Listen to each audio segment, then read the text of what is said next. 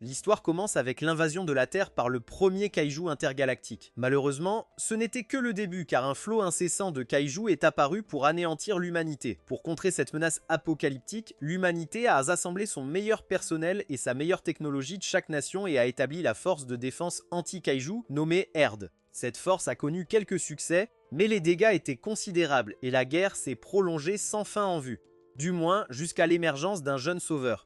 Notre protagoniste s'appelle Tetsuo et il observe d'autres enfants jouer. Il est très timide et s'enfuit quand on lui demande s'il veut se joindre à eux.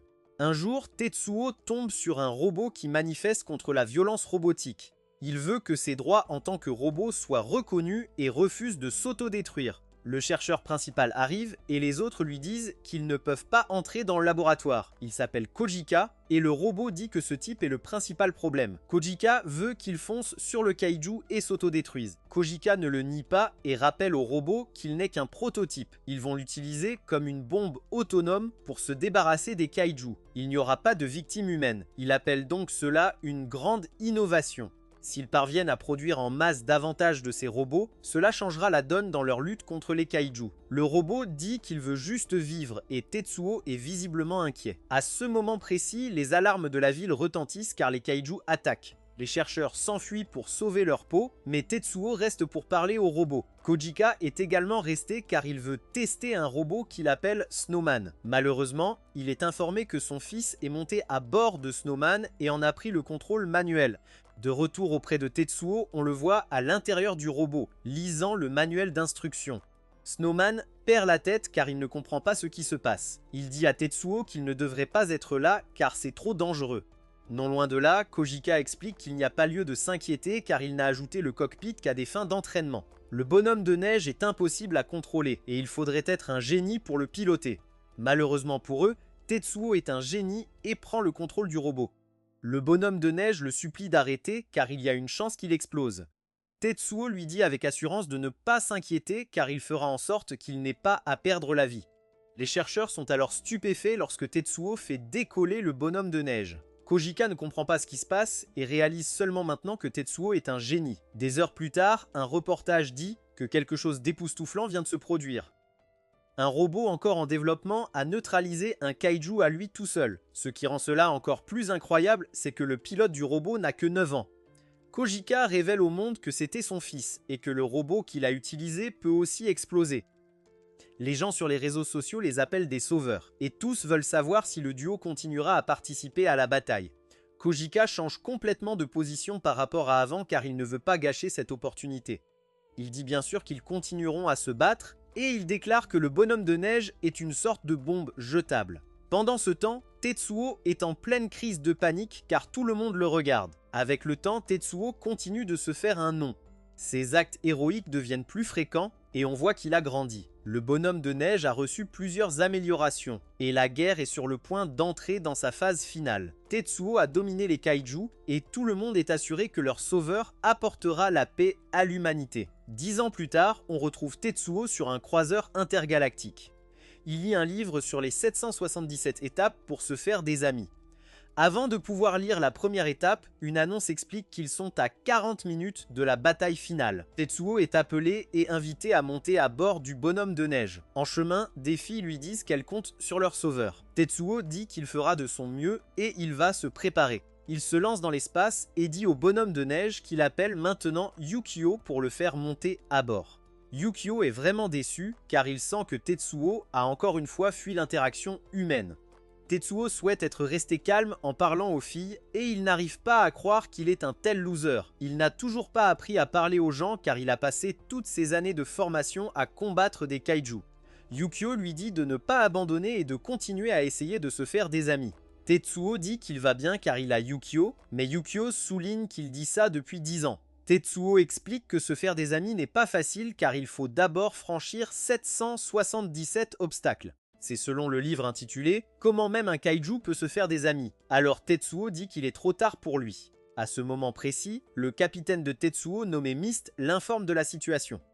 Leur vaisseau arrivera bientôt à la horde de kaiju. Une fois qu'ils auront engagé la cible, Tetsuo se détachera du vaisseau et le vaisseau se dirigera vers le centre de la horde. Ils tireront leur laser infini qui peut infliger des dégâts sur un rayon de plus de 1000 km. Cela anéantira toute la horde de kaiju. Le principal problème est le temps qu'il faudra pour atteindre le point de lancement, c'est donc là que Tetsuo intervient. Yukio dit à tout le monde de ne pas s'inquiéter car lui et Tetsuo vont faire des ravages.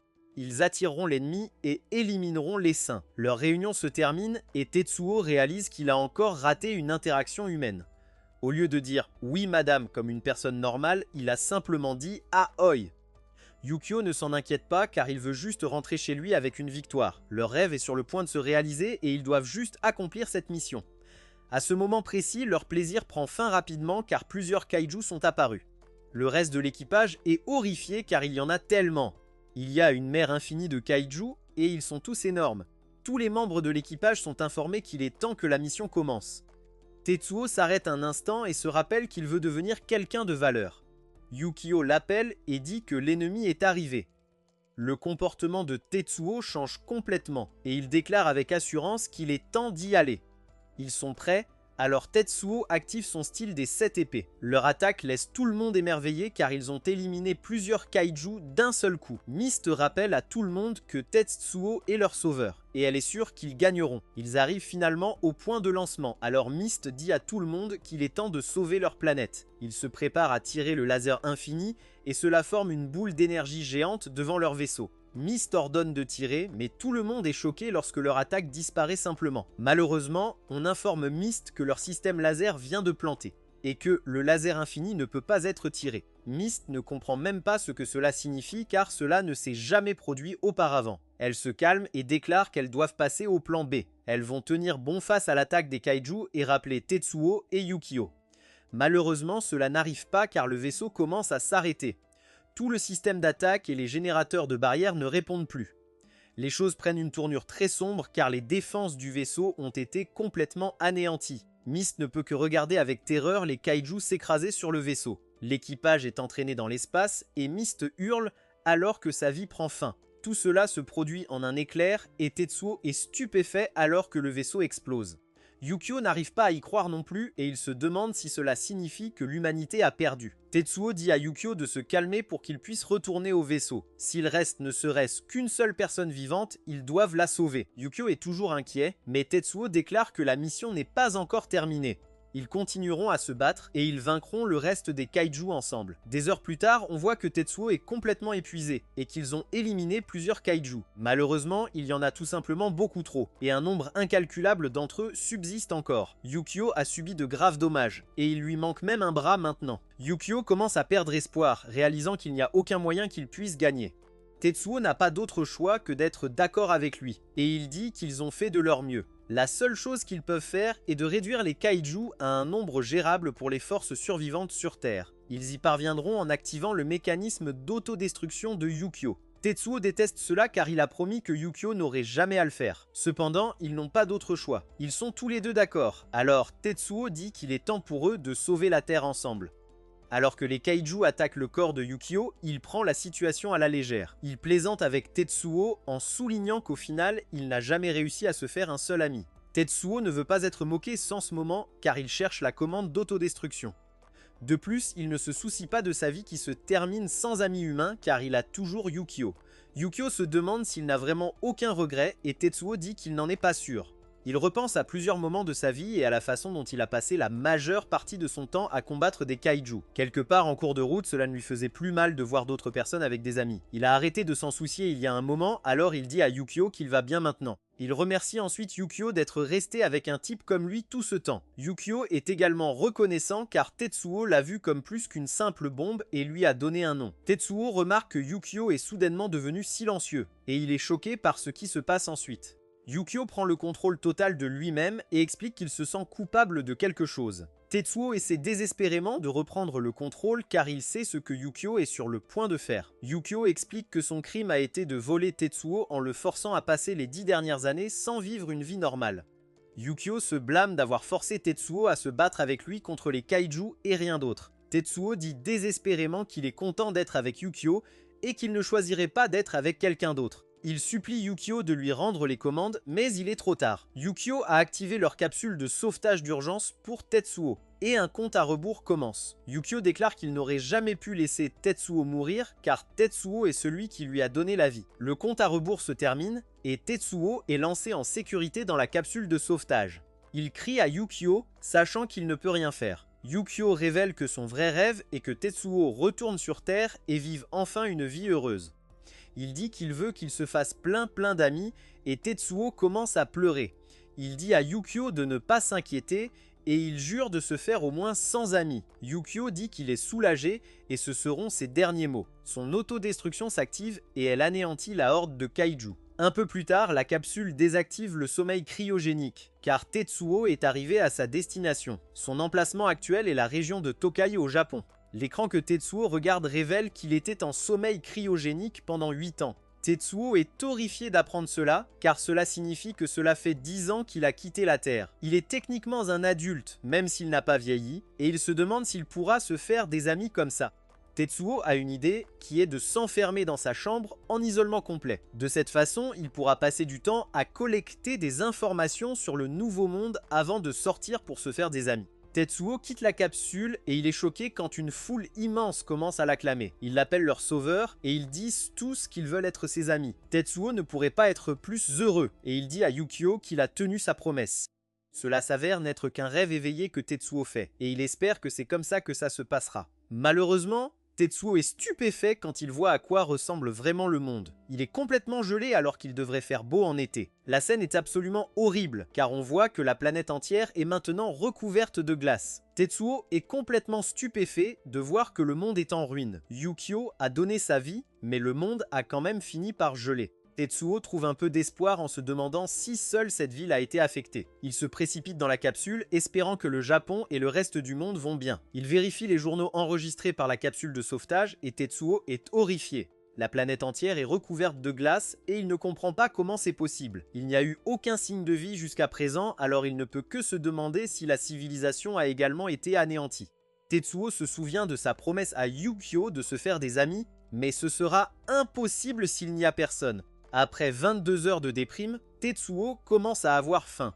Il devrait y avoir des rations quelque part dans cette capsule, alors Tetsuo va en chercher. Juste à ce moment-là, Tatuo entend la voix de Yukio, mais ce n'est qu'un enregistrement. C'est des derniers instants de Yukio quand il a révélé son vrai rêve. Dans ces derniers instants, Yukio voulait que Tatuo retourne sur Terre et mène une vie normale et heureuse. Surtout, il voulait que Tetsuo se fasse plein d'amis.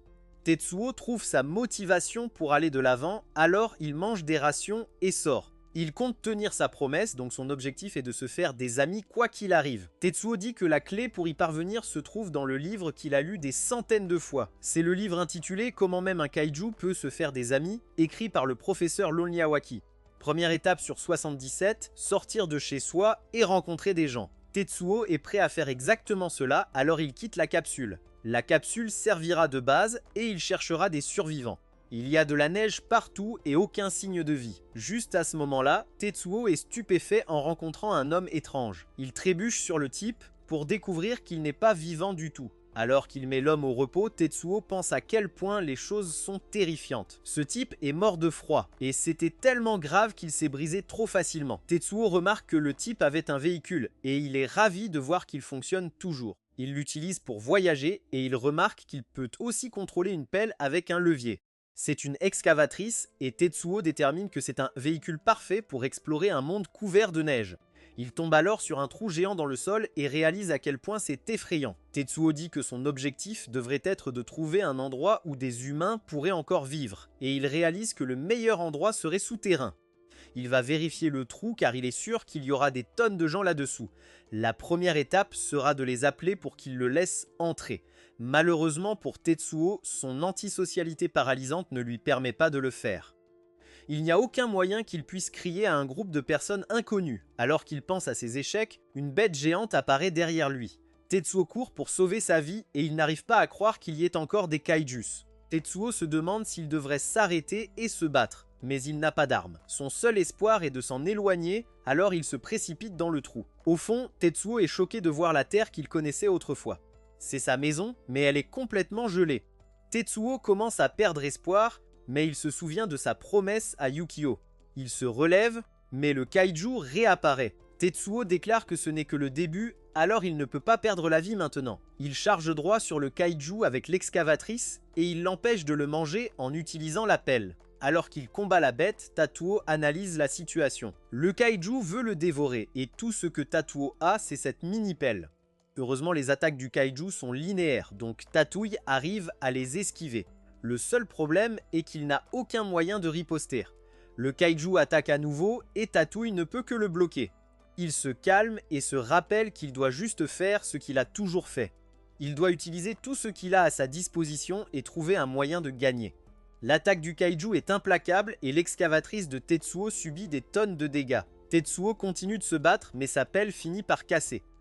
Cela lui convient car il prévoit d'utiliser le bord tranchant comme arme. Juste à ce moment-là, Tetsuo repense à quelque chose que son père lui disait toujours. Son père disait toujours que ce qui rendait Tetsuo important, c'était sa capacité pure à éliminer les kaijus. Tetsuo charge la bête et utilise le bras de pelle cassé comme une lance. La bête le consomme, mais Tetsuo parvient à la percer avec son arme improvisée. Le kaiju est vaincu et nous voyons d'autres personnes pour la toute première fois. Il se demande ce qui s'est passé et il n'arrive pas à croire qu'ils viennent de tomber sur un kaiju entier. Pendant qu'il célèbre, Tatuo sort de la gueule du kaiju. Tatuo est choqué de voir d'autres personnes pour la première fois et elles sont tout aussi surprises de le voir. Il est ravi d'avoir enfin trouvé des humains, mais ils sont terrifiés car ils pensent qu'il est une sorte de monstre. Tetsuo s'émeut en disant à Yukio qu'il a trouvé des survivants. Malheureusement, ils ont toujours peur de lui et ils disent à l'esprit maléfique de partir. Leur chef nommé Eio lui dit de se calmer car ce type est évidemment humain. Tetsuo se souvient qu'il est en mission, alors il se rappelle la prochaine étape, se faire des amis. Après la rencontre, Tatuo est censé faire quelque chose en souriant. Il ne s'en souvient pas, mais il n'y a pas de temps à perdre. Tatuo leur sourit, mais son sourire hideux ne fait qu'empirer les choses. Les autres sont vraiment terrifiés et ils traitent Tatuo de détraqué. Malheureusement pour notre héros, il est épuisé et il finit par s'évanouir. Tetsuo fait alors un rêve où Yukio le critique pour avoir lu un autre livre, Comment faire, qui manque d'objectivité. Tetsuo lui a assuré que celui-ci était différent car il était écrit par quelqu'un nommé Lonely Awaki. Il a dit que le livre devait être bon car Lonely était une personne avec plus d'1 million d'amis. La seule préoccupation de Tetsuo était que les gens ne s'intéresseraient pas à lui quand il ne serait pas avec Yukio. En se réveillant, Tetsuo se souvient que la deuxième étape du livre est de s'identifier.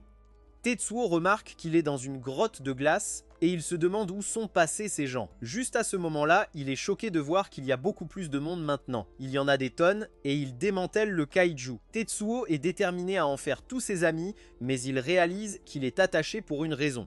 Tetsuo ne s'inquiète pas car il sait comment se libérer. Il s'est disloqué les bras plusieurs fois en pilotant Yukio, donc ce n'est pas grave.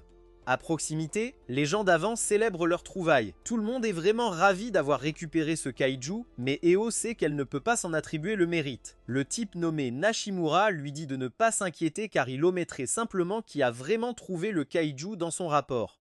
Il souligne alors qu'Ao est lasse selon les anciens. S'il savait qu'elle sortait en cachette tous les soirs pour explorer l'antre du kaiju, il deviendrait fou. Eo lui dit maintenant de ne pas s'inquiéter car elle continuera à faire ce qu'elle veut. Nashimura est celui qui l'a trouvé enfant, alors il s'émeut après avoir vu à quel point elle a grandi. Juste à ce moment-là, les autres se précipitent pour dire à Eo que le type qu'ils ont attaché s'est échappé. Pendant ce temps, Tetsuo est occupé à regarder les gens démanteler le kaiju. Il ne faut pas longtemps à Tetsuo pour réaliser que c'est ainsi que ces gens ont réussi à survivre. Le monde est gelé, alors ils utilisent les kaijus comme ressources. Ces gens sont vraiment incroyables et Tatuo aimerait que Yukio soit là pour les voir. Juste à ce moment-là, Tatuo voit qu'un petit enfant joue avec le jouet Yukio. L'enfant s'enfuit cependant, en traitant Tatuo de bizarre. Malheureusement pour le petit voyou, un morceau de glace est sur le point de l'écraser. Tetsuo passe à l'action, mais il réalise rapidement qu'il n'arrivera pas à temps. Heureusement, il parvient à trouver une piscine et l'utilise pour sauver l'enfant.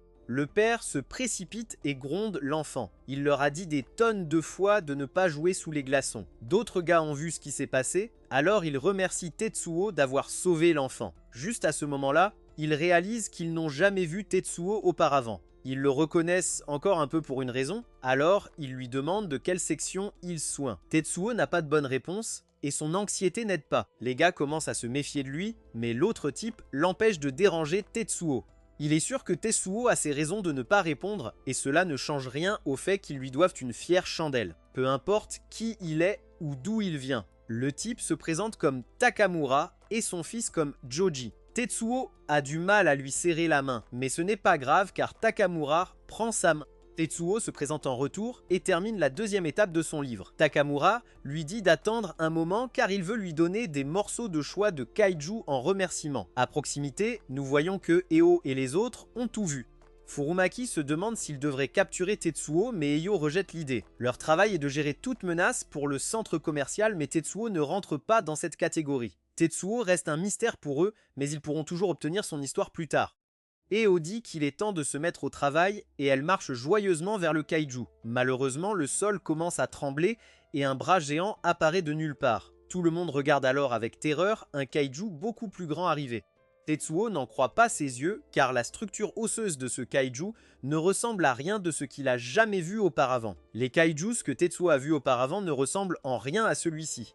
Tout le monde crie de terreur et la bête géante écrase un groupe de personnes. Cette vision terrifiante fait vraiment comprendre à quel point leur situation est désespérée. Le monstre est horrible et Tetsuo se demande comment il va le vaincre. Il n'a plus Yukio et il n'y a aucun moyen qu'il puisse le combattre à main nue. Juste à ce moment-là, Tetsuo réalise qu'il peut simplement demander aux locaux comment ils gèrent ce genre de kaijus. Malheureusement, il devient clair qu'ils ne seront d'aucune aide. Ils sont figés par la terreur. Alors Tetsuo détermine qu'il devra les faire sortir d'ici. Il y a tellement de monde ici cependant, et Tetsuo n'a pas un bon moyen de les protéger. Un type essaie de fuir pour sauver sa vie, mais cela ne fonctionnera pas. Tetsuo essaie de l'arrêter, mais il est trop tard car le kaiju l'a déjà vu. Heureusement, Eio parvient à le sauver juste à temps. Le type la remercie profusément, mais elle se frappe étonnamment le sol parce qu'elle est furieuse. Le kaiju vient de manger quelqu'un, et elle ne supporte pas l'idée que quelqu'un perde la vie sous sa garde. Furumaki lui dit de garder la rumination pour plus tard car ils ont du travail à faire. Ils ont tout préparé, alors Eio active les machines à brouillard d'urgence. La zone est rapidement couverte de brouillard, alors Eio dit à tout le monde de courir. Les locaux commencent à se précipiter vers la sécurité tout en se rappelant mutuellement leurs exercices. Tetsuo regarde avec stupeur, il n'a fallu qu'un mot pour que tout le monde court à la surface. Tetsuo est soulagé car tout le monde ira bien, mais il remarque que le kaiju se prépare à faire quelque chose. La bête a commencé à reculer, et Tetsuo consent que les choses vont vraiment mal tourner. Cet instinct est dû à son expérience de sauveur qui a abattu d'innombrables kaijus. Ce kaiju est sur le point de bondir, et d'autres vies sont sur le point de se terminer à moins qu'il ne fasse quelque chose. Le temps presse, mais Tetsuo ne peut que se demander de quoi il est capable sans Yukio. Juste à ce moment-là, Takamura dit à Tetsuo de se mettre en sécurité. Tout le monde s'inquiète pour lui et il l'encourage à courir avec eux. Tetsuo se souvient de ce qu'il a ressenti alors qu'ils devenaient amis et il réalise ce qu'il doit faire. Au lieu de fuir, Tetsuo n'hésite pas à courir dans la direction opposée. Il court devant le kaiju espérant attirer son attention loin de tout le monde. Takemura le supplie d'arrêter, mais Tatu a déjà atteint son objectif. L'attention du kaiju est entièrement sur lui et Eo ne comprend pas pourquoi Tatu risquerait sa vie. Le kaiju le submerge facilement et Tatu est projeté à chaque attaque. Takamura est tellement inquiet pour lui qu'il doit être retenu. Eo refuse de laisser Tatui derrière, alors elle se précipite pour le suivre. C'est une situation complètement désespérée cependant, car Tatui ne peut plus bouger. Eo se retrouve face à face avec la bête et nous voyons qu'elle a Tetsuo dans sa main. Tetsuo a subi trop de dégâts et sa vie est sur le point de se terminer. Juste ce moment-là, l'appareil sur le visage de Tetsuo commence à briller. Notre héros est alors choqué quand le plafond commence à craquer et que quelque chose s'écrase à travers. L'énorme morceau de métal frappe le kaiju et Tatuo n'en croit pas ses yeux. Quelques minutes plus tôt, on voit ce qui s'est passé. 42 heures se sont écoulées depuis l'atterrissage de la capsule de sauvetage et le système a finalement démarré après l'installation d'énormes quantités de données. La capsule de sauvetage a immédiatement trouvé Tetsuo et s'est précipitée vers lui. En s'approchant, Tetsuo entendit Yukio l'appeler. Il s'avère que c'est l'assurance que Yukio avait laissée derrière lui, et c'est l'assurance qu'il n'aurait jamais cru utiliser. Tetsuo regarde maintenant, choqué, la capsule de sauvetage commencer à se transformer. C'est Yukio, et il dit qu'il est temps pour eux deux de riposter. Un retour en arrière de 14 ans montre une époque où la ville était attaquée. Tetsuo et Yukio sont arrivés, tandis que le père de Tetsuo regardait calmement. Ils étaient prêts à se battre, mais Yukio remarqua que ses articulations craquaient. Kojika a dû s'excuser car il avait oublié de faire une mise au point à Yukio la nuit précédente. Tatua était prêt à passer outre, mais il fut choqué de découvrir que sa boisson avait été remplacée par de l'huile. C'était une autre erreur de Kojika, il a donc dû s'excuser à nouveau alors que leur combat commençait. Après avoir remporté le combat, les gars sont retournés à la base pour constater que Kojika les avait encore abandonnés. C'était toujours juste eux deux, alors Yukio fut le premier ami que Tatuo ait jamais eu. Après l'autodestruction de Yukio, Tatuo est resté seul à voler dans l'espace pendant plusieurs jours. En pensant à Yukio, il réalisa qu'il avait un trou béant dans son cœur. Il ne s'est jamais refermé et ne s'est jamais estompé. Il ne pouvait que faire semblant, et il supposait que ce serait toujours ainsi. C'est pourquoi Tatuo n'en croit pas ses yeux en regardant Yukio devant lui. Il n'y a pas de temps pour bavarder cependant, car le kaiju commence à attaquer. Yukio agit immédiatement et porte un coup dévastateur. Il déclare qu'au moment de l'explosion, il s'est transféré dans la capsule. L'installation a pris beaucoup de temps, c'est pourquoi il ne pouvait la révéler que maintenant. Yukio s'émeut en disant à Tetsuo qu'il est enfin rentré à la maison.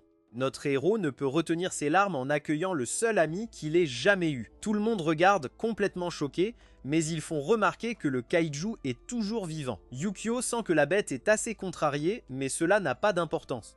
Il déclare que tout kaiju qui se présente devant lui et Tetsuo n'a aucune chance de survivre. Yukio dit que cela est vrai, même s'il n'a pas d'arme décente à proprement parler. Tetsuo n'en croit pas ses oreilles, alors Yukio lui rappelle que ce nouveau corps n'est rien de plus qu'une capsule de sauvetage. En termes de spécifications, c'est moins performant qu'un prototype. Tetsuo se demande ce qu'ils vont faire, alors Yukio dit que tout ira bien parce qu'ils sont de nouveau une équipe. Les choses sont comme avant, Tetsuo dit à Yukio qu'il est beaucoup trop optimiste. Les habitants continuent de regarder, incrédules, car Tetsuo semble parler au robot. Il se rapproche un peu trop cependant, alors Eio doit leur rappeler à quel point le kaiju est dangereux. Le kaiju commence à se recroqueviller à nouveau, et Yukio reconnaît très bien sa posture. La bête prépare ses pattes avant et son cou pour attaquer sa proie. Le kaiju lance son corps gigantesque sur nos héros et cause une destruction massive. Heureusement, ils ont sauté hors de portée et la bête s'est juste écrasée contre un mur. Yukio a mis Tetsuo dans la capsule et dit qu'il n'aurait eu aucune chance si cette attaque les avait touchés. Le kaiju recule à nouveau et Tetsuo détermine qu'il peut les bombarder d'attaques autant qu'il le souhaite. Il sera trop tard s'ils attaquent après avoir esquivé, ils doivent donc faire quelque chose. La bête recule encore plus cette fois, et même les habitants peuvent dire qu'elle fait quelque chose de terrifiant. Ils se demandent si ces gars iront vraiment bien, et une personne déclare qu'ils iront bien. Tout le monde demande comment il peut en être sûr, alors il leur rappelle qu'ils ont déjà vu ça. Ils ne sont pas sûrs de ce qu'il veut dire, alors tout le monde regarde de plus près. Le kaiju déclenche à nouveau son attaque, alors nos héros se préparent à riposter. Alors qu'ils se préparent au combat, les habitants se souviennent de cette scène. La bête s'envole à nouveau dans les airs, mais cette fois, nos héros la frappent au cou. C'est leur attaque robot One Sword style Diablo, et elle tranche complètement la tête de la bête. Les habitants sont absolument stupéfaits, et Eio ne pourrait pas être plus émerveillé. Le gigantesque kaiju est enfin vaincu, alors tout le monde célèbre. Les yeux d'Eio s'escarquillent alors qu'elle admire notre héros et l'attaque qu'il vient d'utiliser. Il a lacéré le kaiju en tournant et a utilisé cet élan pour lui couper la tête. Le kaiju se déplaçait à une vitesse fulgurante, mais Tatuo a pu le voir d'une manière ou d'une autre. Leur célébration continue, mais quelque chose d'omineux se produit à 100 km de là. Cet endroit est Tokyo, et là nous voyons un type de kaiju totalement différent. Cette chose est aussi géante, mais elle ressemble beaucoup plus à un humain que les autres. Après avoir vaincu le gigantesque kaiju, Tatuo et Yukio sont escortés au centre commercial où vivent les survivants. Tatuo n'arrive pas à croire qu'ils y sont emmenés, et il est juste content qu'ils aient réussi à vaincre le kaiju. Pendant qu'ils voyagent, Yukio évoque à quel point il est choquant que la planète entière est gelée en seulement 10 ans. Tetsuo est d'accord et dit qu'il a été absolument stupéfait lorsqu'il a atterri seul sur Terre. Il s'émeut à nouveau en disant à Yukio à quel point il est heureux qu'il soit encore en vie. Yukio lui demande d'arrêter de fondre en larmes à chaque fois qu'il parle, car cela rend la conversation très difficile. Tetsuo s'excuse, mais Yukio s'émeut aussi. Voir Tetsuo en larmes à chaque fois le touche aussi, et il admet qu'il est également heureux qu'il se soit revu. L'un des gars du groupe dit qu'il devrait être en bonne forme pendant un moment avec toute cette viande de kaiju. Une fille dit que le robot sauveur est vraiment impressionnant, et elle se tourne vers Eo pour voir si elle est d'accord. Eo ne répond pas car elle est partie depuis longtemps. Elle s'est approchée de Tetsuo, et elle lui tend une boîte d'ananas. Elle explique qu'aujourd'hui, il garde ce genre de choses pour les célébrations spéciales. Yukio la remercie, mais Tetsuo oublie à nouveau comment utiliser ces mots. Yukio se demande comment Eo est arrivé là-haut, et Yukio rappelle à Tetsuo qu'il doit vraiment travailler sur ses compétences en communication. Eo explique que la boîte d'ananas est un objet ultra précieux qui ne peut plus être fabriqué. Les choses sucrées sont incroyablement rares dans ce monde maintenant, et l'ananas ne fait pas exception. On sent déjà le doux parfum qui émane de la boîte, et même elle est émerveillée. Tetsuo fixe la boîte et se demande s'il est vraiment acceptable qu'il ait quelque chose d'aussi précieux. Eio hésite entre lui demander de le manger et lui dire immédiatement de ne pas le faire. Elle se corrige rapidement et l'exhorte à le manger maintenant tant qu'elle est encore en contrôle. Elle explique que Tetsuo et Yukio ont sauvé toute leur vie, et elle veut rendre l'appareil avec quelque chose d'aussi précieux. Elle les remercie ensuite sincèrement tous les deux pour tout ce qu'ils ont fait. Tetsuo a déterminé que le manger serait la chose polie à faire, alors il s'y met. Eo lui dit d'y aller, et Tetsuo commence à manger l'ananas. Il est complètement submergé par sa déliciosité, mais Eio panique après une seule bouchée. Tetsuo se demande s'il a fait quelque chose de mal, mais Eio explique que ce n'est pas ça. C'est juste douloureux pour elle de voir la quantité absolue d'ananas dans ce monde diminuer. Après avoir fini la boîte, Tetsuo remercie Eo pour le repas. Eo lui dit qu'elle n'est pas venue seulement pour lui donner l'ananas. Elle voulait aussi se présenter et lui offrir quelques informations. Elle se présente formellement comme Eo Nagi et remercie à nouveau Tetsuo de les avoir sauvés. Tetsuo se présente nerveusement en retour et dit qu'il est ravi de la rencontrer. Intérieurement, Tetsuo est ravi car il s'est de nouveau identifié. Dans le cadre de sa présentation, Eo dit que sa nourriture préférée est la gelée de haricots rouges coûteuse. Yukio n'arrive pas à croire qu'elle soit devenue folle pour l'ananas et ce n'était même pas sa nourriture préférée.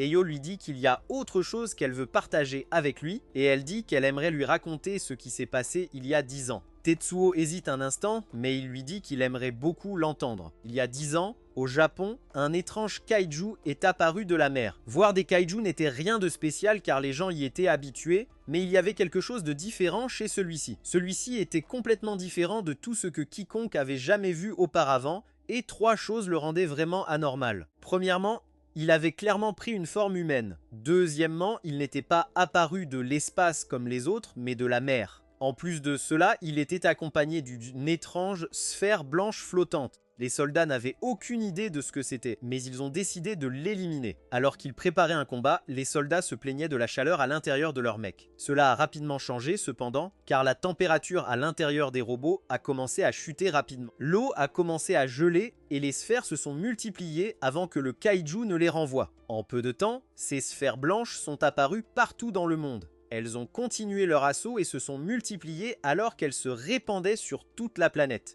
Chaque fois qu'elles entraient en contact avec quelque chose, les sphères gelaient tout dans la zone. Un vent glacial, d'un zéro absolu, a balayé et éteint d'innombrables vies humaines avec facilité. Depuis ce jour, la planète ne s'est plus jamais réchauffée, et tout a commencé il y a une décennie. Tetsuo et Yukio sont horrifiés d'entendre cela, et ils se demandent comment tout cela s'est produit juste après leur départ. Ils n'arrivent pas à croire que tout cela a été fait par un seul kaiju, et ils se demandent quelle est sa puissance. Ils veulent savoir où était la force de défense anti-kaiju, et Eo confirme qu'elle sait qui ils sont.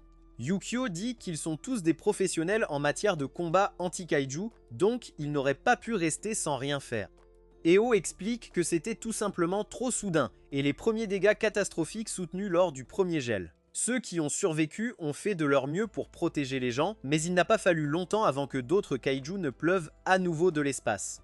Eo ne pense pas qu'ils aient été complètement anéantis car il y a toutes sortes de rumeurs. L'une d'elles est qu'il existe un centre commercial spécifiquement pour les survivants d'RD, mais il y a apparemment une lutte de pouvoir en cours. Tetsuo et Yukio disent que certains d'entre eux doivent encore être en vie, et Eo leur dit qu'elle espère qu'ils reverront les autres. Un peu plus tard, Eo dit qu'ils y sont presque, et elle dit aux gars de se préparer. Furumaki dit à Tetsuo de ne pas décevoir Eo avec sa réaction, et Tetsuo est juste ravi d'entendre quelqu'un l'appeler par son nom. Il tourne un coin, et Eo annonce qu'ils sont arrivés au centre commercial Mishima. Tetsuo est stupéfait quand il le voit car il est construit juste à l'intérieur d'une crevasse dans la glace. Furumaki dit que c'était probablement un collège avant et il espère que ce ne sera pas une déception. Tetsuo dit absolument pas car il y a tellement de monde ici.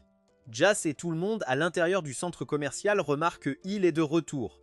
Les gens commencent à se demander si cela signifie que le sauveur est revenu ou si Laird a fait un retour triomphal. La foule grossit et tout le monde est excité de voir Tetsuo et Yukio. Il les accueille chez eux et les félicite d'être revenus. Tetsuo n'en croit pas ses yeux car il y a tellement de gens qui les célèbrent.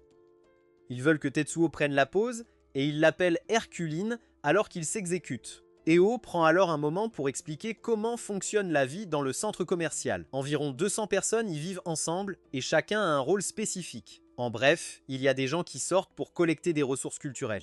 Et puis il y a des gens qui restent à l'intérieur et gèrent l'infrastructure qui maintient le centre commercial en fonctionnement. Il y a un département des matériaux, un département de la vie quotidienne, une équipe de désassemblage, un département d'excavation, un département d'entrepôt et un département de technologie. Tetsuo est profondément impressionné et il pense que tout le monde ici est juste incroyable. Il demande à Eio de quel département elle est la chef et elle répond que c'est le département de la comptabilité. Tetsuo est pris au dépourvu par cette réponse car elle combattait auparavant. Furumaki peut dire qu'il se demande probablement pourquoi Eo était dans l'antre du kaiju en premier lieu. Il explique Eo n'est vraiment pas censée quitter le centre commercial du tout, mais elle s'en échappe à chaque fois. On voit que certaines personnes les attendent avec colère, alors elle dit qu'il est temps pour eux d'aller se faire crier dessus à nouveau. Avant de partir, elle dit à Tetsuo que Takimura a proposé de s'occuper de lui. Takimura dit qu'il veut montrer à Tetsuo un endroit très spécial, et il l'emmène à une source chaude. Tetsuo est sans voix, et il n'en croit pas ses yeux. Il a passé 10 ans dans l'espace, et tout ce qu'il a rencontré depuis son retour sur Terre était glacial. Takamura sourit et lui dit qu'il a arrangé que Tetsuo ait tout pour lui tout seul. Il ajoute rapidement que lui et son fils vont aussi le rejoindre. Alors que l'eau chaude le détend, Tetsuo remarque quelque chose d'étrange. Il se demande pourquoi le centre commercial est chaud en premier lieu, car quand il est descendu de Yukio, le centre commercial était le seul endroit où il n'y avait pas de neige. Takamura remarque que Tetsuo est perdu dans ses pensées, et il lui dit de se concentrer sur l'eau pour l'instant. Takamura révèle alors qu'un Kaido est enterré sous ce centre commercial. Tetsuo est choqué d'apprendre cela, mais Takamura le rassure en disant que c'est tout à fait sûr. Il lui dit d'écouter attentivement car il va lui raconter l'histoire du dresseur de kaiju qui les a tous sauvés. 11 mois après le grand gel, les survivants étaient en piteux état. Ils se déplaçaient de lieu en lieu à la recherche d'un abri, mais les kaiju avaient tout envahi. À ce stade, ils n'avaient plus de nourriture du tout et mouraient de faim. Un jour, quelqu'un a trouvé la carcasse d'un kaiju et ils étaient tellement désespérés que tout le monde en a mangé. Cela leur a coûté la moitié de leur vie car la plupart des corps humains rejetaient complètement la chair d'une créature extraterrestre. Les chanceux dont le corps ne l'a pas rejeté ont survécu.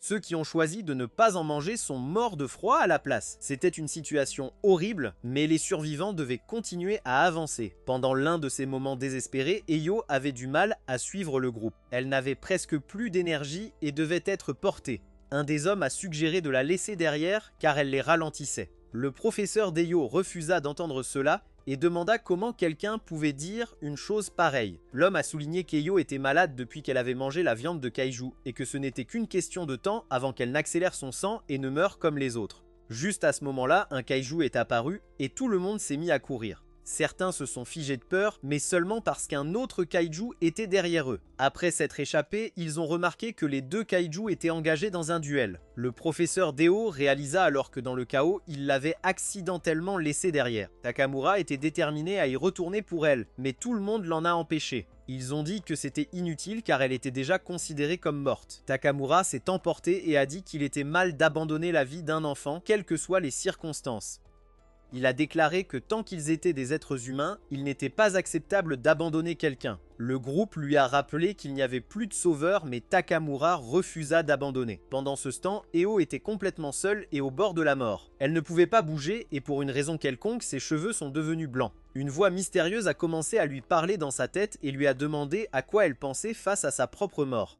Eo réalisa que cette voix lui parlait depuis qu'elle avait mangé la viande de kaiju.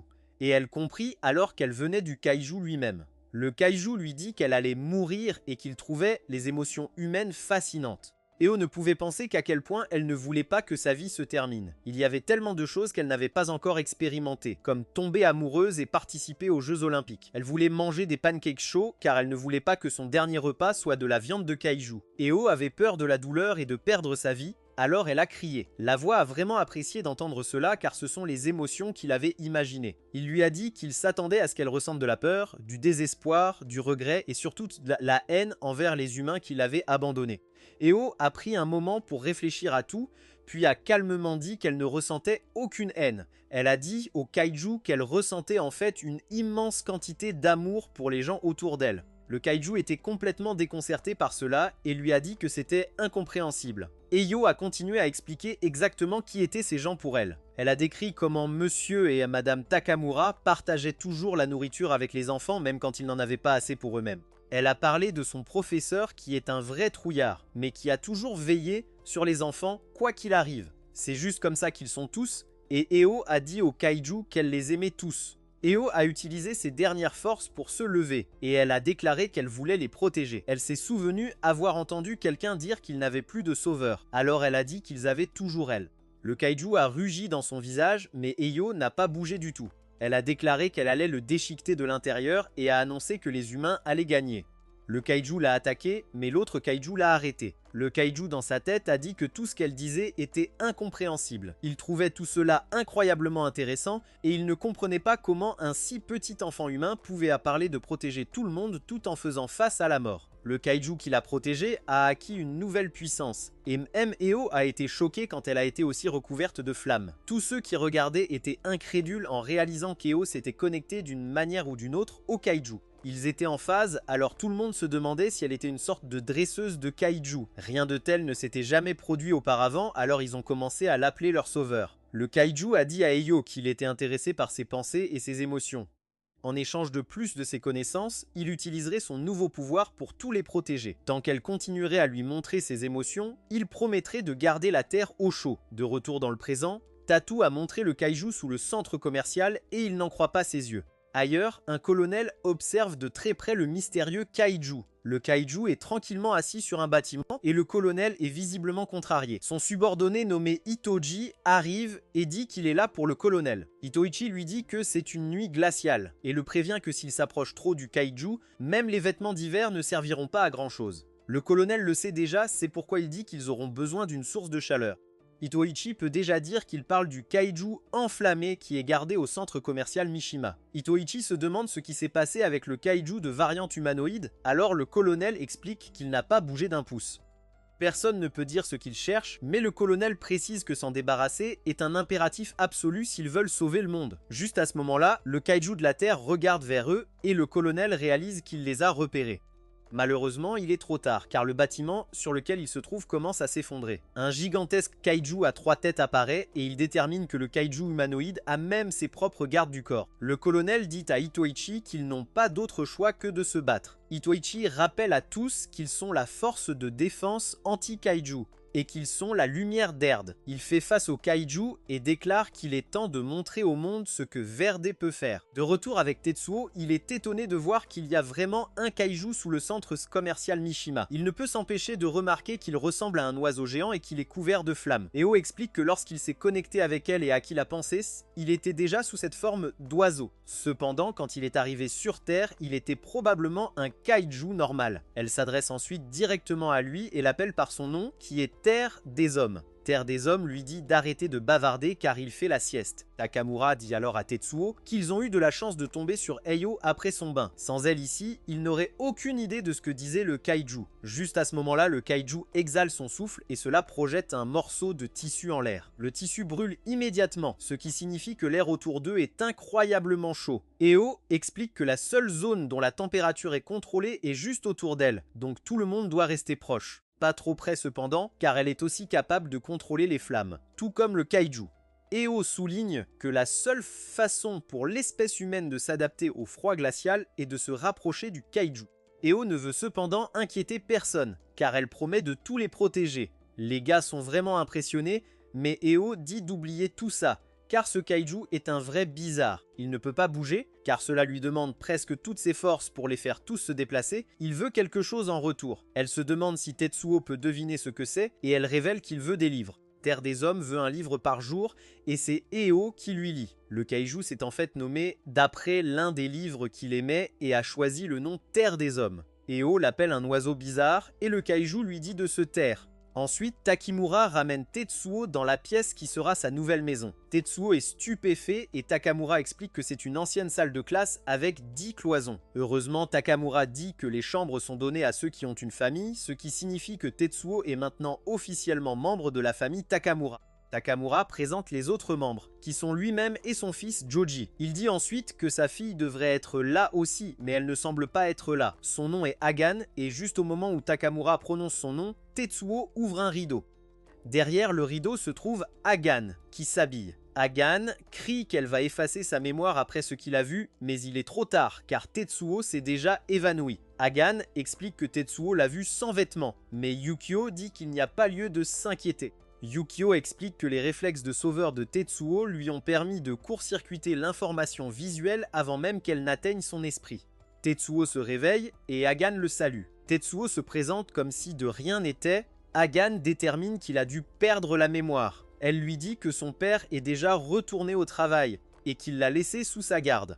Elle tend à Tetsuo une lettre de Takemura et Tetsuo est absolument ravi car c'est sa toute première lettre. Selon son livre, échanger des lettres est l'une des 77 étapes pour se faire des amis. La lettre de Takamura dit à Tetsuo qu'il sera de retour ce soir-là et lui demande d'essayer de bien s'entendre avec Hagan. Hagan réfléchit silencieusement et elle détermine que puisque Tatsuo est sous sa garde, cela signifie qu'elle peut utiliser le sauveur comme elle le souhaite. Takamura dit aussi dans la lettre qu'il veut que Tatsuo surveille Hagan. Si Hagan essaie d'aller à l'atelier de sa mère, Tatsuo devrait essayer de l'en empêcher. Takamura explique que Hagan est plutôt fragile et qu'elle vient de perdre sa mère il y a 1 mois.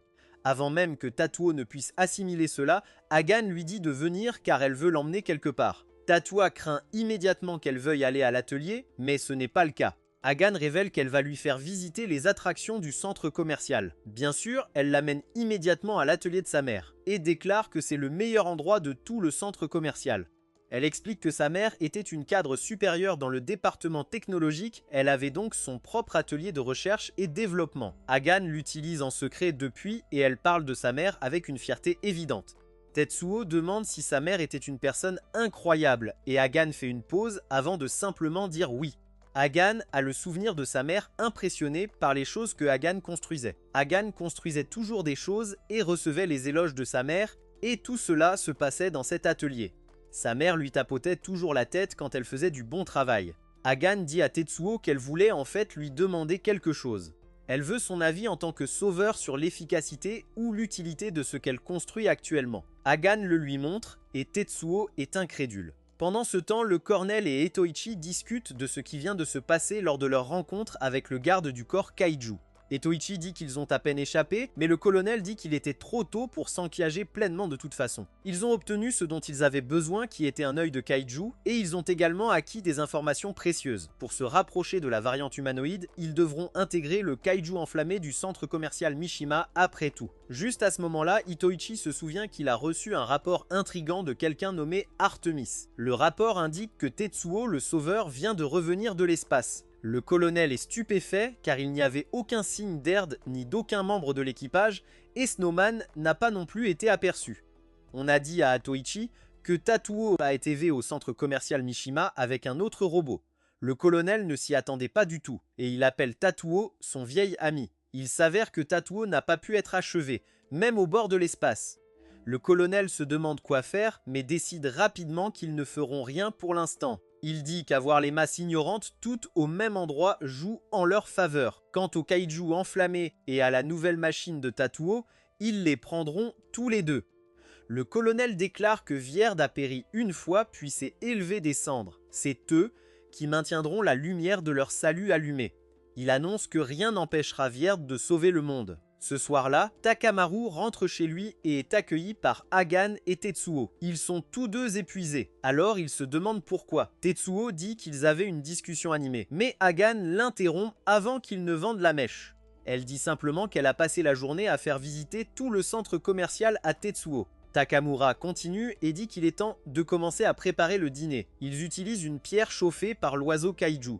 Avant de manger, Takamura explique que cela pourrait être trop risqué, donc Tatsuo ne devrait pas manger de viande de kaiju. Tout le monde apprécie le délicieux repas et ils ont une conversation agréable. Ils vont ensuite se coucher, mais Tatsuo n'arrive pas à s'endormir. Il s'avère que manger en compagnie et dormir par terre ensemble sont deux autres étapes de son livre. Il vient d'en valider 2 de plus, et il remercie le professeur Lonely Awaki. Il pense ensuite à quel point toute la journée a été amusante. Il se souviendra toujours de cette journée et il espère que Yukio aussi. Pendant qu'ils dorment, Agani fait un terrible cauchemar en se rappelant comment sa mère a été dévorée par un kaiju. Non loin de là, on voit qu'Artemis est en fait un kaiju. Il se régale de quelque chose de savoureux et dit qu'il veut dévorer des humains. La subordonnée du colonel nommée Riko peut communiquer avec Artemis et elle lui dit de la fermer. Elle essaie de lui rappeler son travail, mais Artemis lui dit de se taire à la place. Tout ce qui l'intéresse, c'est de manger, et il dit qu'il en veut plus. Riko est furieuse, parce qu'Artemis ignore son ordre et ne quitte pas Mishima. Etoichi n'est pas surpris, car ce n'est pas la première fois qu'Artemis se comporte ainsi. Le colonel les interrompt pour leur rappeler qu'Artemis est très spécial. Artemis peut parler par télépathie à distance dans la langue humaine. Le colonel dit que c'est en fait à leur avantage qu'Artemis soit au centre commercial Mishima.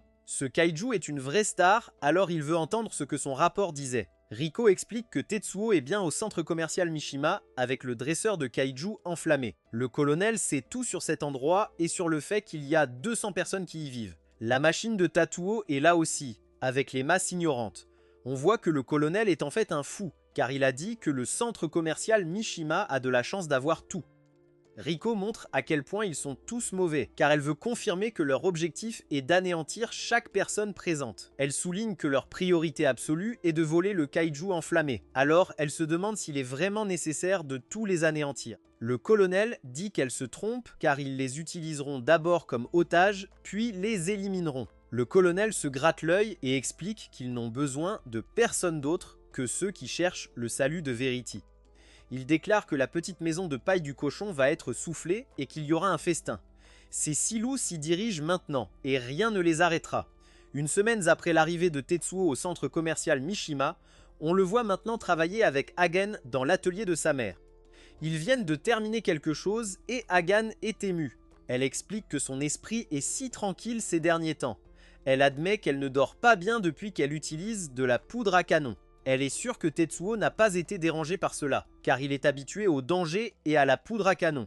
Tetsuo ne peut que se demander pourquoi elle a commencé à construire quelque chose comme ça en premier lieu. Hagan ne répond pas, et lui demande plutôt de faire quelque chose d'un peu inhabituel. Elle lui demande de s'accroupir devant elle, et explique que c'est une sorte de rituel.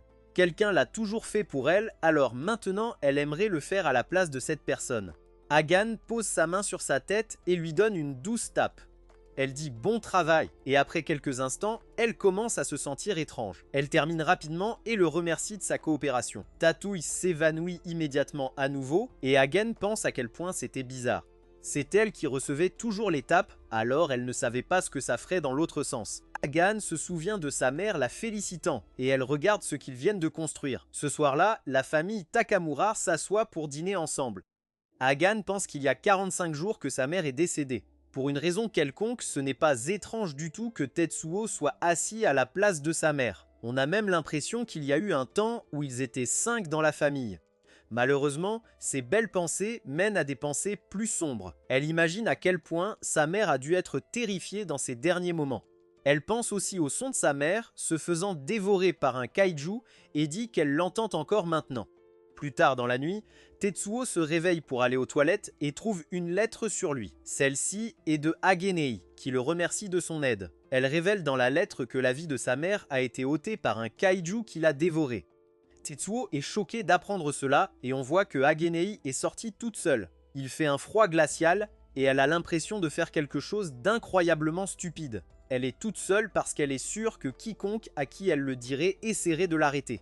Elle a l'impression que quelque chose de terrible va lui arriver à cause de sa malchance et un gigantesque kaiju apparaît. Ce kaiju est Artemis et il sent une odeur familière. Artemis est celui qui a dévoré la mère de Hagan et il était sur le point de la manger aussi. La seule raison pour laquelle il n'a pas pu dévorer Hagan est que le kaiju enflammé est apparu pour l'arrêter.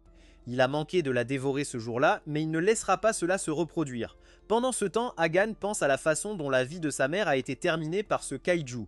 C'est pourquoi elle retire tout ce qu'elle a dit sur sa malchance. Elle détermine que la chance est de son côté car elle peut maintenant se venger du kaiju qui a emporté sa mère. Hagan dit à sa mère de regarder et Artemis l'attaque. À sa grande surprise, Hagan a esquivé son attaque et il se demande si elle est vraiment humaine. Il s'avère que Hagan a activé les bottes qu'elle vient de finir de construire. Elle les appelle les bottes flottantes anti-kaiju Herd. C'est une spécialité de l'atelier Takamura, et elle prévoit de les utiliser contre le kaiju.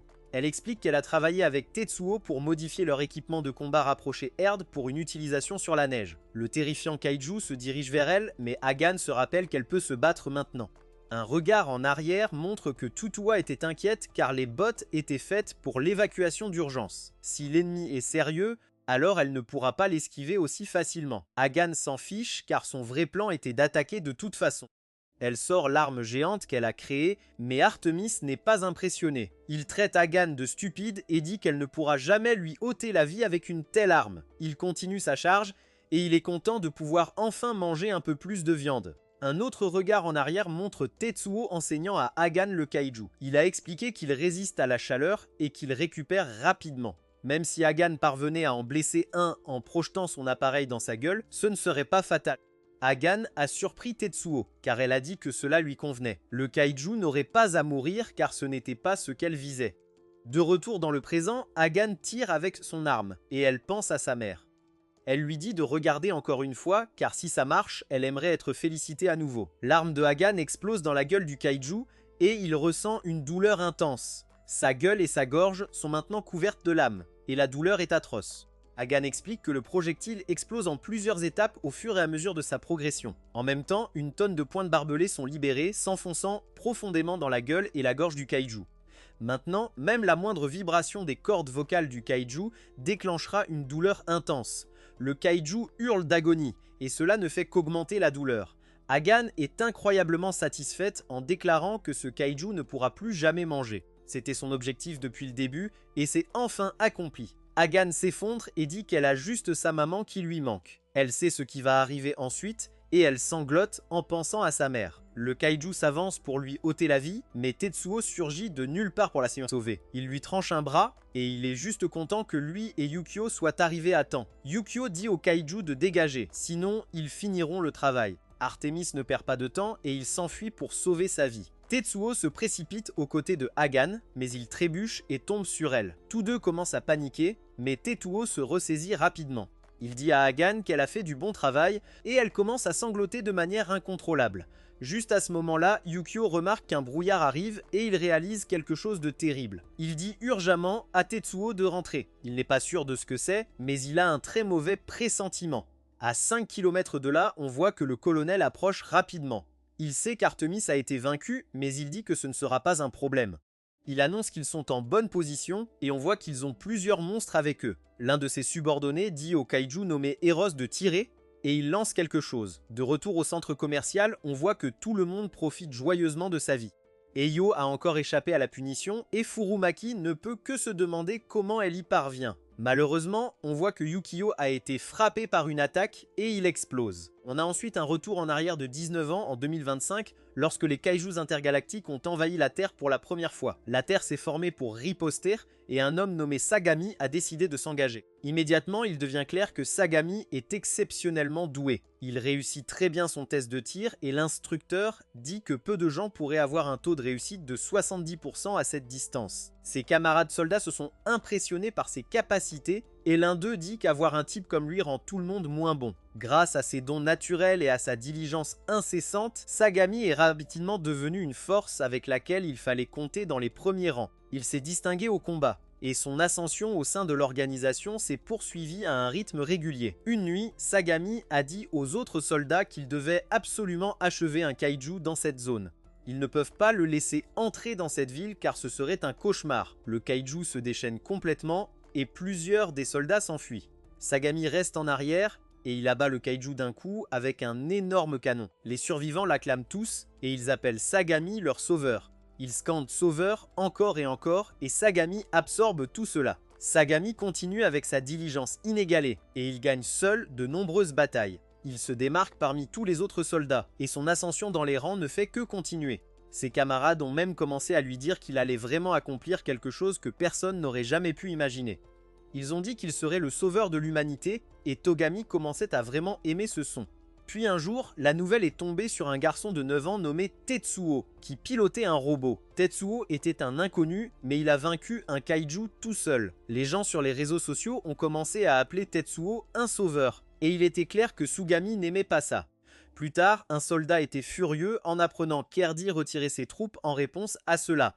Il ne comprenait pas comment quiconque pouvait croire que Tetsuo pouvait sauver le monde entier tout seul. Sagami lui a dit que le haut commandement avait simplement décidé que les robots étaient supérieurs et que les résultats parlaient d'eux-mêmes. Il ne pouvait rien y faire, alors il devait seulement se concentrer sur ce qu'il pouvait contrôler.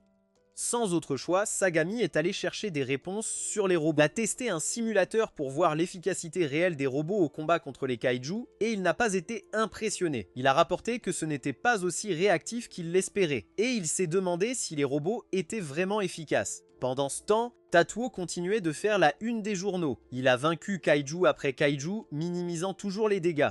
Tatsuo était très timide, mais les gens qu'il sauvait n'hésitaient jamais à lui montrer leur admiration. Les gens l'appelaient leur vrai sauveur et le monde l'adorait. Togami, normalement sans émotion, n'aimait pas du tout ça et il traitait Tetsuo d'épine dans son flanc. Il n'avait d'autre choix que de regarder l'ascension de Tetsuo avec une amertume grandissante. Un jour, une alarme retentit alors que 3 kaiju intergalactiques étaient repérés en même temps. D'autres arrivaient, alors Sagami et les autres soldats sont allés au combat. Leur unité a été complètement submergée, alors Sagami a dit à ses hommes de battre en retraite. Alors que tout le monde fuyait, Sagami a attaqué le kaiju comme un monstre absolu. Il l'a criblé de balles et a affronté la bête sans peur.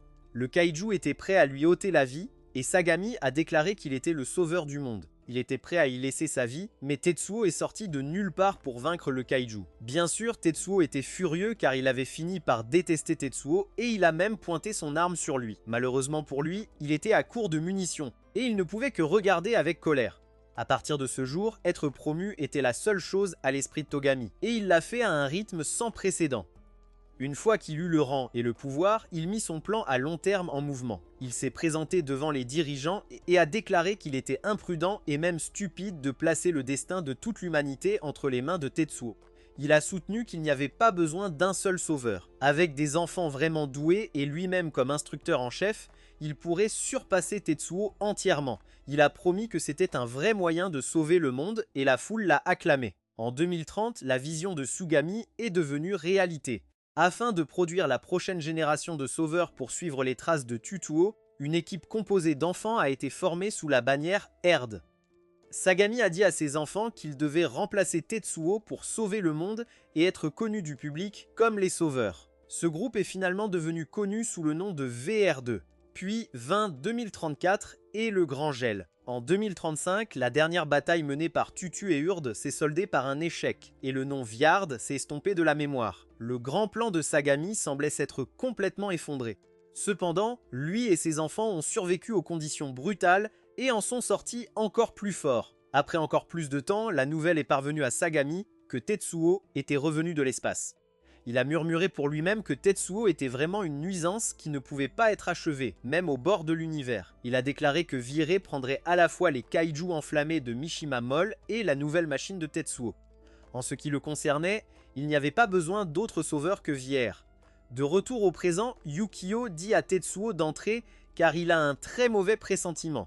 Le subordonné de Tetsuo tire avec l'arme de son kaiju et l'attaque envoie des projectiles droits sur Yukio. L'attaque touche et Yukio subit des dégâts dévastateurs. Tetsuo est horrifié et il se précipite aux côtés de Yukio. Sagami et son groupe célèbrent alors que l'un d'eux dit que le coup l'a complètement cloué. Sagami déclare alors que la chance est complètement de leur côté maintenant. Avec Tetsuo éloigné du centre commercial et Yukio maintenant brisé, Mishima Mol a perdu son arme la plus puissante. Cependant, un membre du groupe nommé Yuma n'a pas l'air content. Le colonel reconnaît que son kaiju qui s'est déchaîné tout seul ne faisait pas partie du plan. Cependant, cela a réussi à attirer Tatsuo, alors le colonel félicite Yuma. Yuma dit qu'elle ne peut pas se sentir bien à ce sujet car Artemis a perdu la vie dans le processus. Elle n'a plus de kaiju, ce qui signifie qu'elle ne peut plus être d'aucune utilité pour le colonel. Sagami lui dit de ne pas s'inquiéter car elle peut juste regarder derrière lui. Sagami le dit avec son charme de fou et Yuma se laisse convaincre. Il réaffirme qu'ils sont Vier et que le flambeau du salut a déjà été allumé. Quant à Tetsuo, Sagami déclare qu'il mettra personnellement fin à sa vie. L'équipe applaudit et Sagami plaisante en disant que Tetsuo doit probablement pleurer sur son robot cassé en ce moment. À la manière d'un fou, il fait aussi une imitation de ce que Tetsuo doit être. Malheureusement pour lui, il se trompe lourdement. Tetsuo et Yukio sortent de nulle part, et ils coupent la corne du kaiju Ren. Ils infligent des dégâts massifs et Sugami n'arrive pas à croire qu'il se soit déjà remis. Yukio est également surpris alors qu'il remarque les 3 personnes au sommet du kaiju. Il détermine qu'il doit éviter de blesser les humains tout en mettant fin à la vie du kaiju. Il n'a qu'une seule épée, mais il utilise toujours son attaque à 6 épées. Le colonel réalise ce qui se passe et il dit à Otoichi d'envoyer les autres membres de Verde vers leur propre kaiju. Tetsuo lance une attaque immense, mais il est choqué quand elle manque. L'un des kaijus a utilisé sa capacité et toute l'équipe Ridi a disparu en un instant. Tetsuo est sans voix car cela devrait être impossible. Il a prononcé le mot impossible de nombreuses fois depuis son retour, mais la téléportation est tout simplement trop. Yukio est également stupéfait et tout aussi impressionné par cette téléportation. Sagami reconnaît une voix sortant de ce robot, et il réalise quelque chose. Il est maintenant clair pour lui que Yukio a changé de corps. Tetsuo commence à se demander ce qui est impossible quand il s'agit de kaiju et de pouvoirs surnaturels. Les flammes sur le kaiju Deo sont tout aussi impossibles, alors il se demande ce qui se passe. Sagami reconnaît que ce dont leurs kaiju sont capables a fait tourner la tête de Tetsuo. Il explique que certaines personnes pensent que les humains n'utilisent que 10% ou moins du potentiel de leur cerveau. Si quelqu'un pouvait libérer les 90% restants, il pourrait théoriquement accéder à ce qu'il appelle des pouvoirs hyperphysiques, comme la téléportation et la pyrokinésie. Cependant, Sagami déclare que tout cela est un pur non-sens. Il utilise l'analogie de la mise à niveau d'un aspirateur avec un ordinateur ultra haute performance. Et il se demande si cela lui donnerait soudainement les fonctions d'un micro-ondes. Bien sûr, la réponse est non. Vous pouvez débloquer le plein potentiel du logiciel, mais le matériel a toujours ses limites. Un corps humain ordinaire ne peut tout simplement pas produire de feu ou se téléporter, peu importe la puissance du cerveau derrière. Même un cerveau avec une capacité de réserve ne peut jamais manier de pouvoir surnaturel s'il est coincé dans un corps ordinaire. Il a ensuite demandé à Tetsuo de considérer ce qui se passe lorsqu'un corps de kaiju capable de se transformer dans n'importe quel environnement se connecte à un cerveau humain ayant un potentiel latent inexploité. Avec les instincts du kaiju et sa nature de prédateur naturel, il accéderait à des pouvoirs surnaturels. Il explique qu'il serait capable de tout et Tetsuo commence à comprendre. Il regarde autour de lui tous ces kaiju spéciaux et détermine que chacun d'eux utilise également des pouvoirs inconnus. Yukio est également choqué alors qu'il réalise quelle est la vraie relation entre les dresseurs de kaiju et leurs kaiju. Le colonel confirme que les humains qui contrôlent les kaiju sont essentiellement des cerveaux à distance, délivrant le plein potentiel du matériel du kaiju. En termes simples, les kaiju s'améliorent grâce aux humains qui les contrôlent. Tetsuo est secoué par tout cela et nos héros remarquent qu'ils sont entourés. Hagan exige de savoir qui sont ces gens et pourquoi ils font cela à d'autres humains. Leur colonel ne répond pas et ses subordonnés rient simplement. Hagan réalise alors que peu importe qui ils sont en ce moment. Ce qui compte, c'est que leurs vies sont en danger et que Yukio a déjà perdu la moitié de son corps. Ils font face à 5 kaiju et 5 humains qui sont tous des dresseurs de kaiju comme Eo. Ils sont dans un désavantage terrible et la situation est presque trop à assimiler. De retour au centre commercial, Eo s'amuse en tournant sur une chaise et ses amis lui disent d'être sérieuse. À ce moment-là, Eo remarque quelque chose d'étrange en regardant le ciel nocturne. De retour avec notre héros, Sugami parle à son fort intérieur. Il se dit que sa vérité ne perdra pas, surtout pas contre Tetsuo. Il jure de mettre fin à la vie de Tetsuo de ses propres mains, et il décide de changer son plan. Au lieu de se diriger d'abord vers Mishima, ils mettront toutes les mains à la pâte pour éliminer Tetsuo tout de suite. Hagan se demande ce qu'ils vont faire, et elle voit que Tatsuo est devenu complètement silencieux. Cette situation semble désespérée, mais Tatsuo fait toujours la seule chose qu'il sait faire. Il prend position et se prépare au combat. Le moindre mouvement de la main de Tetsuo, alors qu'il prend le contrôle de Yukio, fait frissonner Sagami. Il dit à Itoichi d'envoyer quelque chose à chacun des autres dresseurs de kaiju, car c'est un code orange. Itoichi est choqué car cela n'arrive jamais, mais Sagami lui dit de le faire. Itoichi utilise la capacité de son kaiju et envoie des cartes oranges aux autres membres de Veridae. L'un d'eux est surpris car il a l'impression de pouvoir éliminer le robot lui-même. C'est une cible facile et il se demande si un code orange est vraiment nécessaire. Pendant ce temps, Tatsuo a déjà décidé qu'il n'avait pas besoin de réfléchir dans cette situation. Les dresseurs de kaiju disent alors à leur kaiju d'avancer. Tatsuo se prépare pour le combat de sa vie, mais il est surpris lorsque l'ennemi le dépasse. Ils privilégient leur mission à tout le reste et battent en retraite. Comme ça, toute l'équipe VR disparaît sauf une. Le colonel souligne qu'ils auraient gagné, mais au prix de perdre au moins 3 de leurs kaiju. Sagami est aussi calculatrice que jamais, et il déclare qu'il ne fait jamais d'erreur. Il se demande si Tetsuo sait où se dirige sa horde de kaiju, et nos héros sont horrifiés quand ils réalisent la réponse. Sagami révèle qu'il se dirige droit vers Mishima Mall avec une heure d'arrivée estimée à 4 à 5 minutes. Il souligne que c'est aussi la limite de temps de Tetsuo. Tetsuo réalise qu'il doit vaincre les ennemis restants et rattraper la horde de kaiju avant qu'elle n'atteigne le centre commercial. Sinon, tous ceux à l'intérieur seront anéantis. Le colonel commence un compte à rebours et il souligne que Tetsuo est resté complètement immobile pendant 10 secondes. Sagami l'appelle le guerrier hésitant et lui dit que Verdi arrive. Yukio lui dit furieusement de s'écarter et il avance pour attaquer. Il est cependant stupéfait car il est projeté hors de la neige d'un seul coup. Une bête terrifiante les attaque et nos héros sont choqués. Sagami commande à sa créature de les piétiner et son kaiju nommé Hercule commence son attaque. Alors qu'Hercule s'avance pour attaquer, Sagami continue son compte à rebours. 10 secondes de plus se sont écoulées, alors il dit que Tetsuo manque de temps. Yukio rappelle désespérément à Tetsuo qu'ils doivent éliminer cet ennemi et poursuivre la horde de kaiju avant qu'elle n'atteigne Mishima Mall. Ce nouveau kaiju est sorti de la neige, et Tetsuo peut dire que c'est le plus puissant jusqu'à présent. Son attaque a été si rapide que Tetsuo n'a même pas pu réagir. Sagami nargue Tetsuo en soulignant qu'il est revenu sur cette terre gelée 10 ans trop tard. Il se demande si Tatsuo peut vaincre Hercule et protéger sa nouvelle maison. Il est temps de le découvrir, alors il dit à Hercule de commencer son attaque. La bataille commence immédiatement et Hercule est d'une rapidité aveuglante. Tatsuo peut à peine y faire face, alors il dit à Yukio que c'est le moment de faire quelque chose. Yukio le sait déjà, alors il active sa capsule d'évasion convertible appelée Flocon de neige. Il devient très sérieux alors qu'il utilise sa fonction cachée numéro 2. Tetsuo se prépare à voir quelque chose d'incroyable, mais il s'avère juste être un siège d'appoint pour Hagan. Tetsuo se demande pourquoi Yukio aurait ça. Yukio explique alors ce qui s'est passé lors de la conception de sa forme finale. Yukio a eu l'idée d'une capsule d'évasion qui pourrait aussi se transformer en robot. Le père de Tetsuo a adoré l'idée, et il s'est demandé si Yukio en avait d'autres. C'est à ce moment-là que Yukio a dit qu'il voulait que la capsule d'évasion puisse accueillir plusieurs passagers. Yukio était sûr que lors d'un voyage de 2 ans dans l'espace, Tatsuo se ferait au moins un ami. Yukio était si confiant à ce sujet qu'il a dit que Tatsuo voudrait que ses amis le rejoignent dans la capsule d'évasion. Cela fait 10 ans depuis, alors Yukio est ravi car Tatsuo l'utilise enfin. Yukio est ému car la capsule de sauvetage a d'autres fonctions pour accueillir les amis de Tatsuo. L'une d'elles est un barbecue et une autre se transforme en table pour jouer à des jeux de société. Après que Hagan se soit installé, Tatsuo lui dit de tenir bon. Ça secoue un peu quand Tatsuo évite une des attaques du monstre. Itachi n'arrive pas à croire qu'il l'ait esquivé, mais Sagami explique que ce n'est pas tout ce que Tatsuo a fait. Il s'est positionné pour une contre-attaque, et maintenant il lance son attaque des 6 épées. Ça inflige quelques dégâts à la bête, et ils reviennent sur Terre. Sagami réalise que Tetsuo n'a pas vraiment réussi à esquiver l'attaque.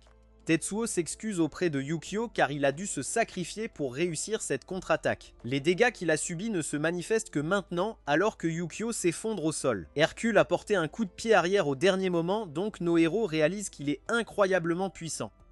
Ils réalisent que l'ennemi a compris leurs attaques et que la situation n'est pas bonne. Hagan appelle Tetsuo et il est choqué de la voir pleurer. Elle s'excuse et dit qu'elle se sent mal de son impuissance.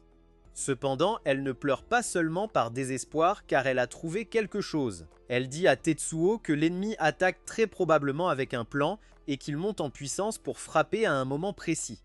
Elle dit que 3 h du matin sera le moment où les choses vont vraiment s'intensifier car c'est à ce moment-là qu'Eo s'échappe toujours du centre commercial pour explorer. De retour au centre commercial, Eo se prépare à faire exactement cela. Elle chante une chanson sur ce qu'ils pourraient trouver lors de leur petit voyage et son amie dit qu'elle est une excellente chanteuse. Furamaki déclare que la meilleure chose qu'ils puissent trouver est le sauveur du monde. Tout le monde est d'accord et ils partent explorer. Hagan explique à Tetsuo qu'Eo quitte toujours le centre commercial à peu près à la même heure. Sans Eo pour donner les ordres, le pays des hommes continuera simplement de dormir, quoi qu'il arrive. Même si l'ennemi attaque directement, les kaiju enterrés sous le centre commercial ne réagiront pas. C'est une information dévastatrice, car ils déterminent qu'ils arriveront à temps. Tetsuo assimile tout cela pendant que le compte à rebours continue. Il sait qu'ils sont dépassés, et il sait qu'ils ne peuvent pas vaincre ces kaiju assez rapidement. Il réfléchit intensément à ce que veut l'ennemi, aux vulnérabilités de Mishima Mal, à ce qui leur manque et comment y remédier. Tetsuo se rappelle alors que les batailles sont une question de stratégie. Il conclut que pour qu'il gagne, cette bataille ne peut pas être une question de vaincre l'ennemi. Au lieu de cela, il faut qu'elle soit une question de les défendre tous. Il n'a pas assez d'informations sur la manière de le faire correctement, mais même ainsi, il déclare qu'ils doivent utiliser toutes les ressources dont ils disposent. Tetsuo prend alors une décision qui surprend même Yukio. Il dit à Yukio d'activer les haut-parleurs car il veut essayer de parler directement au colonel. Il veut lui demander ce qu'il veut et pourquoi il a besoin de les attaquer. Yukio est stupéfait car l'ancien Tetsuo n'aurait jamais envisagé de faire une chose pareille. Tetsuo a toujours évité de communiquer, mais maintenant il va l'utiliser pour résoudre un problème.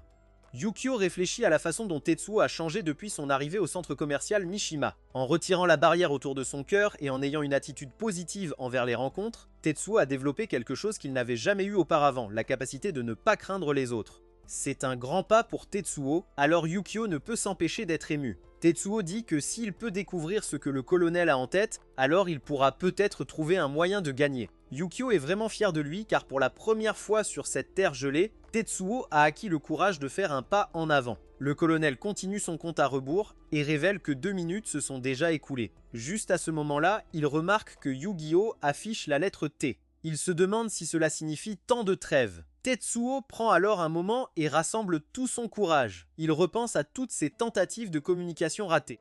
Tous les moments gênants et les mauvaises paroles, chaque fois qu'il disait salut au lieu de bonjour et qu'il lâchait fais de ton mieux au lieu de bonne chance. Yukio regarde et l'encourage encore et encore. Finalement, Tetsuo parle directement au colonel et lui demande pourquoi il ferait une chose pareille. Tout le monde devient complètement silencieux car ils sont choqués. Yukio brise le silence pour exprimer à quel point c'était incroyable. Tetsuo s'est même surpris lui-même, mais il souligne qu'ils doivent toujours entendre la réponse à sa question. Le colonel rit et dit qu'il serait heureux de répondre. Il révèle que la raison pour laquelle Vierde fait tout cela est de sauver le monde.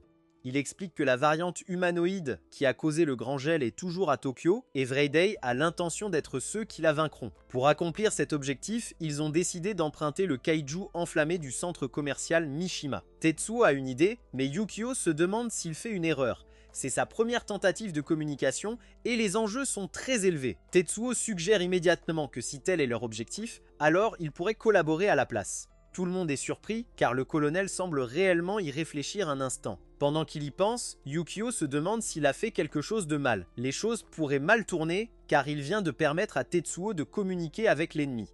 Le colonel choisit à nouveau son côté fou car il perd le contrôle de ses émotions. Il dit que c'est complètement injuste que Tetsuo continue de voler la vedette alors qu'il est si inadéquat. Il dit qu'il ne passe pas un jour sans prier pour l'échec de Tetsuo. Il déclare que Tetsuo est toujours sur son chemin et qu'il veut que sa vie prenne fin. Leur communication se termine et Tetsuo reste sous le choc. Il s'assoit dans l'obscurité et réfléchit à la raison pour laquelle il a construit cette barrière autour de son cœur en premier lieu. Le colonel claque à nouveau des doigts alors Hercule continue son attaque. Il fonce avec une frappe puissante et Yukio est repoussé. Hercule poursuit son assaut sans relâche et nos héros luttent pour survivre. Le réservoir de particules de Yukio est touché et la situation devient vraiment désespérée. Tetsuo appelle Yukio, mais Hercule prépare déjà sa prochaine attaque. Tetsuo est alors horrifié alors qu'Hercule arrache un autre morceau de Yukio. Yukio peut à peine parler alors qu'il dit à son héros de ne pas pleurer et il s'effondre au sol. Il peut à peine bouger, mais le colonel n'a pas encore fini. Il dit à Hercule de continuer l'offensive et de ne jamais s'arrêter. Il veut qu'Hercule mette fin à la vie de Tetsuo, alors la bête commence à piétiner Yukio. Tetsuo se désintègre, réalisant qu'il a échoué. Les forces ennemies atteindront le centre commercial et la vie de tout le monde prendra fin. L'esprit de Tetsuo sombre encore plus alors qu'il continue de penser à sa communication ratée avec le colonel. Il arrête rapidement sa façon de penser et se dit de s'envoler. Son seul objectif maintenant est d'atteindre le centre commercial Mishima le plus vite possible. Ils doivent aller à pleine vitesse, alors Yukio active son amplificateur. Ils s'envolent aussi vite qu'ils le peuvent, et Yukio pense à la façon dont ils doivent voler là où les attaques d'Hercule ne peuvent pas les atteindre. Malheureusement, Hercule les rattrape et nos héros n'arrivent pas à y croire. Cette bête a réagi incroyablement vite et a décollé au même moment qu'eux. Elle a vu leur plan et l'a contré sans hésitation. Tetsuo se demande s'ils vont encore perdre et il se demande s'il ne peut vraiment pas vaincre ce kaiju.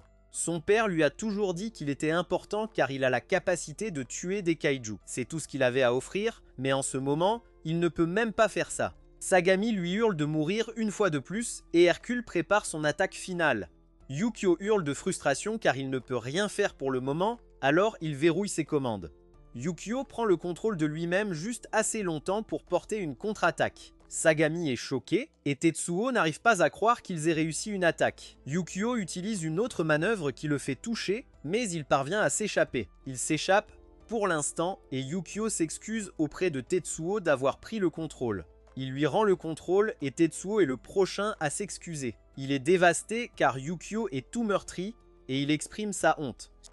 Il dit qu'un type comme lui n'avait pas le droit de se laisser emporter et d'essayer de communiquer. Il a pensé un instant qu'il avait grandi et que peut-être il pourrait s'en sortir d'une manière ou d'une autre. Il se traite de crétin et dit qu'il avait tort. Tetsuo réalise maintenant qu'il a toujours été le même et qu'il n'a pas du tout changé. Il dit qu'il détruit toujours tout et qu'il veut arrêter d'être lui-même. Il détermine que son erreur a été d'essayer de faire plus que ce dont il est capable. Yukio se sent mal car il était vraiment fier de la façon dont Tetsuo a grandi. Il essaie désespérément de trouver les bons mots pour atteindre Tetsuo, mais il lutte. Yukio s'en prend à lui-même car ce corps n'a pas les spécifications nécessaires pour gagner contre Hercule. Ils doivent se rendre au village rapidement, mais il ne peut même pas générer une vitesse décente. Il dit que rien de tout cela n'est la faute de Tetsuo, car ce corps ne peut pas refléter même 10% des compétences de Tetsuo. Yukio continue de chercher les bons mots, mais il ne les trouve pas. Il veut assurer Tetsuo que tout ira bien car ils sont ensemble, mais il y a un problème avec ça. Yukio a réalisé que c'était sa propre existence qui avait poussé Tetsuo à la solitude. Il supplie pour que les bons mots sortent, mais rien ne se passe. Les gars tombent dans le désespoir, mais ils sont choqués quand Hagan prend la main de Tetsuo. Elle fait de son mieux pour rester calme, mais son visage est couvert de larmes. Elle finit par craquer et dit qu'être attaquée était terrifiant. La pensée de sa vie qui se termine et de tout perdre était trop lourde à supporter. Elle se sent mal pour Tetsuo car elle n'avait aucune idée que de telles pensées effrayantes étaient toujours dans son esprit. Tetsuo combat des kaiju depuis presque toute sa vie et elle se sent mal pour lui. Tetsuo est complètement sans voix car combattre des kaiju est normal pour lui depuis si longtemps.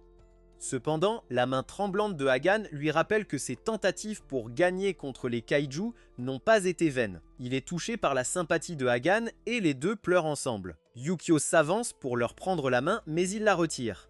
Au lieu de cela, il déclare qu'il va aller encore plus vite maintenant et il s'envole. Il déclare qu'ils doivent absolument atteindre le centre commercial avant les kaiju. Juste à ce moment-là, Yukio capte une transmission entrante inattendue.